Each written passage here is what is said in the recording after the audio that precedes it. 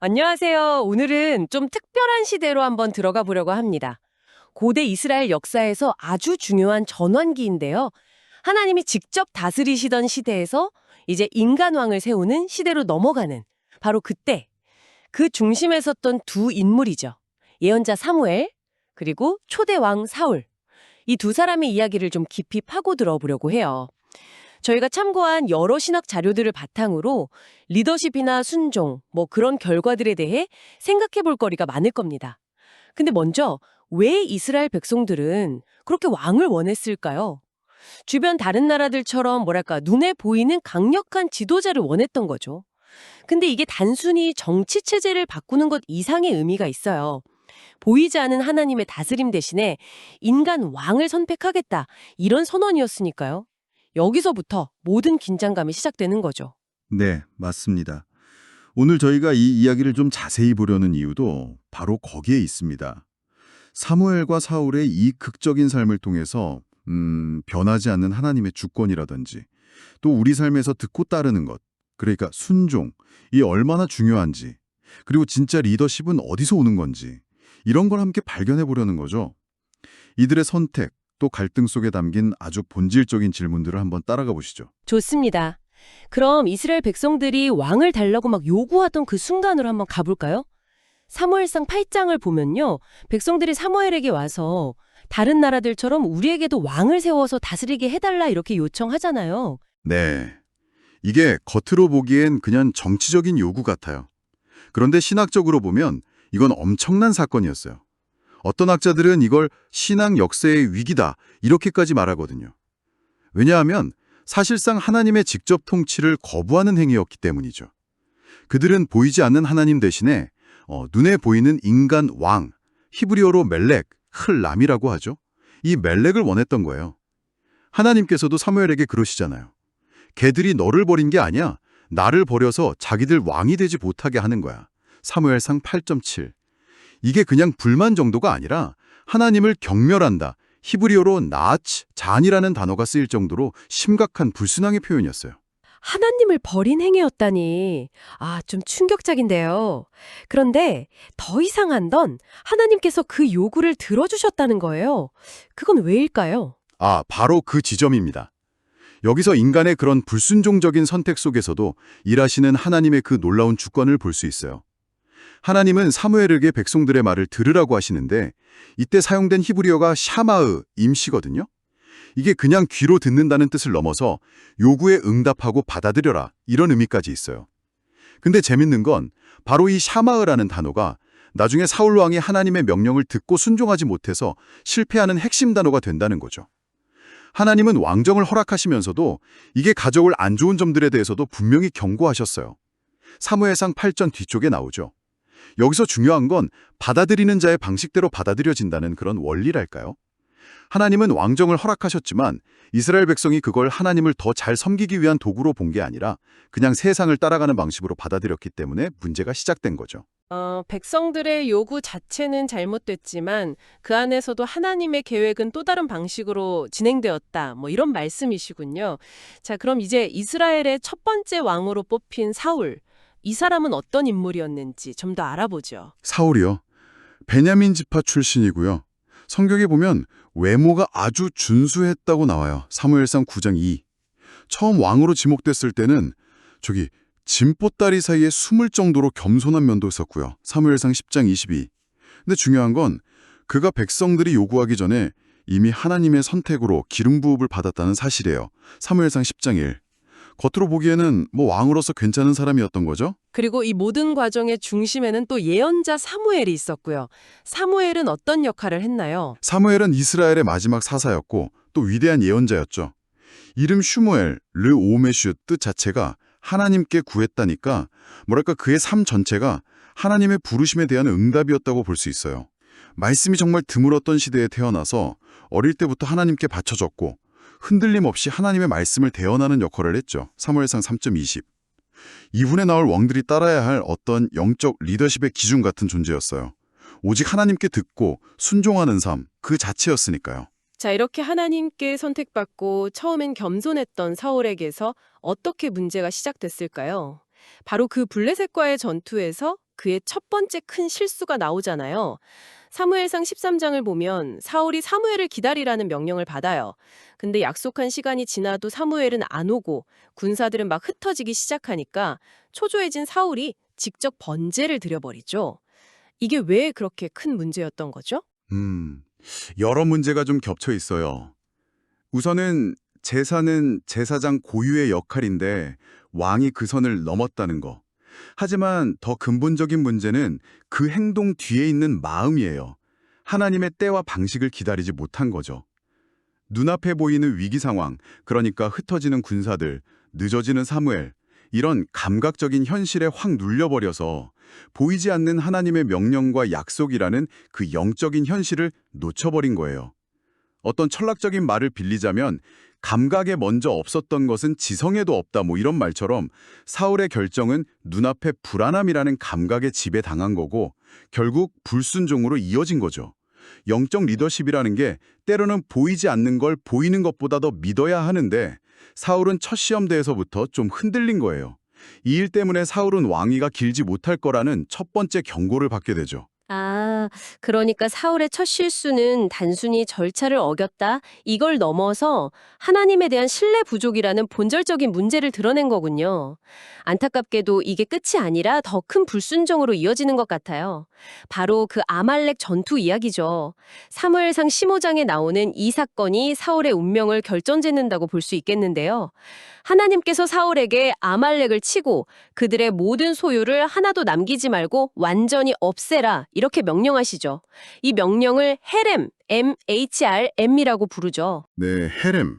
보통 진멸이라고 번역하는데 이게 그냥 파괴하는 게 아니라 하나님께 온전히 바쳐진 것이라는 의미가 더 강해요. 전쟁에서 얻은 전리품 같은 걸 사적으로 갖지 않고 모든 걸 구별해서 하나님께 드리는 행위죠. 이건 군사 명령을 넘어서는 하나님께 대한 절대적인 충성과 순종, 이걸 요구하는 신학적인 시험대였어요. 부분적인 순종이나 타협, 이런 게 허용되지 않는 완전한 헌신을 요구하는 명령이었던 거죠. 왕의 생각이나 백성들의 여론보다 하나님의 말씀이 절대적 권위를 가진다. 이걸 인정하라는 시험이었어요. 하지만 사울은 이 결정적인 시험에서 넘어지고 말죠. 아말렉 왕 아각을 살려주고 또 양과 소 중에서 제일 좋은 것들은 남겨두잖아요. 사무엘이 이걸 막 추궁하니까 사울이 변명을 하죠. 처음에는 당신의 하나님 여호와께 제사하려고 좋은 것들을 남겼다. 사무엘상 15점 15 이렇게 말하다가 나중에는 솔직한 이유를 말하는데 내가 백성을 두려워해서 그 사람들 말을 따랐다는 거예요. 바로 이 지점입니다. 이게 사울의 치명적인 약점을 딱 드러내는 거예요. 하나님을 기쁘게 할 거냐, 사람들을 기쁘게 할 거냐. 이 갈림길에서 그는 사람들의 시선을 선택한 거죠. 이걸 하나님 앞에서 코람데오, 그리고 사람 앞에서 코람 호미니부스라는 라틴어 표현으로 설명해 볼 수 있을 것 같아요. 사울은 사람 앞에서의 인정이나 평가, 이걸 너무 의식한 나머지 하나님 앞에서 지켜야 할 그 순종의 원칙을 저버린 거예요. 사무엘이 사울의 불순종을 점치는 죄나 우상 숭배와 같다고까지 선언한 이유도 여기 있는 겁니다. 사무엘상 15장 23. 하나님보다 자기 자신이나 백성들의 인정을 더 중요하게 여긴 것. 그게 바로 자기를 높이는 우상 숭배의 본질이기 때문이죠. 백성을 두려워했다는 고백. 이게 참 인상적이네요. 리더가 백성 눈치를 보는 게 아니라 하나님의 뜻을 따라야 한다는 걸 아주 극명하게 보여주는 것 같아요. 이때 사무엘이 그 유명한 말을 하죠. 사무엘상 15장 22절. 순종이 제사보다 낫고 듣는 것이 숫장의 기름보다 나으니. 네, 이 구절은 정말 시대를 초월해서 신앙의 본질을 꿰뚫는 메시지입니다. 여기서 순종하는 것, 듣는 것, 이게 바로 아까 말씀드린 히브리어 샤마우예요. 하나님께서 진짜 원하시는 건 형식적인 종교 행위나 제물이 아니라 그분의 목소리에 귀 기울여서 듣고 마음을 다해 따르는 전인격적인 순종, 즉 샤마으라는 거죠. 하나님이 제사 자체를 싫어하시는 게 아니라 마음에 순종이 빠진 형식적인 제사, 그걸 기뻐하지 않으신다는 거예요. 기뻐하다는 의미의 히브리어 하페츠, 츠피하가 쓰였는데 하나님께서 정말 간절히 원하시는 게 바로 이 샤마으인 거죠. 반면에 사울의 불순종은 히브리어로 메리, 예름이라고 표현되는데 이건 단순한 실수가 아니라 하나님의 권위에 대한 반항, 거역을 의미해요. 의도적인 불순종이었던 셈이죠. 결국 이 결정적인 불순종 때문에 사울은 하나님께 버림받게 되는 거군요. 이 비극적인 결말, 그리고 그 신학적인 의미는 뭘까요? 사울은 그 후에 어떻게 됐나요? 사무엘상 16장 14절을 보면 여호와의 영이 사울에게서 떠나고 여호와께서 부리시는 악령이 그를 번뇌하게 했다. 이렇게 기록되어 있어요. 하나님의 영이 떠난 자리는 혼란과 두려움, 질투 이런 걸로 채워졌죠. 그는 다윗을 끊임없이 의심하고 죽이려고 했고요. 결국 왕으로서의 권위와 능력, 히브리어로 말쿠트라고 하죠. 이걸 완전히 잃어버리고 블레셋과의 전투에서 비참한 최후를 맞이합니다. 월터 브루그만 같은 학자는 사울을 시작은 좋았지만 언약이 요구하는 신뢰를 유지하는 데 실패한 비극적인 왕의 전형 이렇게 평가했는데 정말 딱 맞는 표현 같아요. 사울 개인의 비극을 넘어서 그의 실패가 우리에게 주는 좀 더 넓은 신학적인 통찰은 뭘까요? 네, 여러 각도에서 볼 수 있을 것 같아요. 먼저 구약적인 관점에서 보면요. 사울의 실패는 이스라엘 백성들이 원했던 다른 나라들과 같은 그런 인간 왕정의 근본적인 한계를 보여주는 거죠.